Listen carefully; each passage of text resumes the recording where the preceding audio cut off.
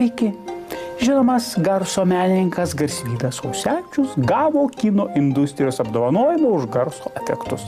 Jungiame tiesioginį su mūsų korespondentu. Taip, Romai, taip. Romai, esame Garsydo Ausevičiaus darbo vietoje. Garsydas Ausevičius yra garsų specialiųjų efektų įrašinėtojas. Taigi.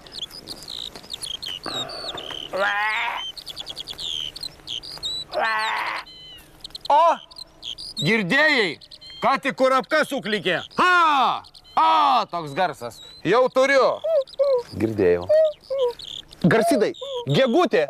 Kuku. Baigtų su tom gegutėm. Aš gegučių turiu 148 variantus, kokią reikia tokią įsimų iš fondų. O?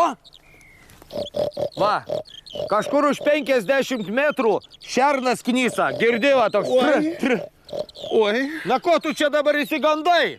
Nebijok, su manim miške kaip namuose, aš miške nieko nebijau, žinok. Drąsiai jauskis. Palauk. Vo, iš tos pusės. Mum už nugaros, kažkur už 20 metrų, dabar jaučiu, kad elnė šnopuoja. Nebijok, nu ką tu čia dabar kabinėjai, sėki miškas kaip namuose.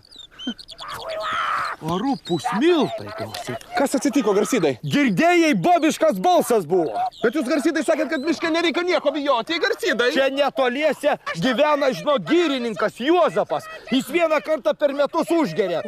Bet kai jis užgeria, boba taip pasiunta, kad mešką pasmauktų, nešam klumpes. Romai, dėl techninių kliūčių baigėme transliaciją, taigi nešam kudašių.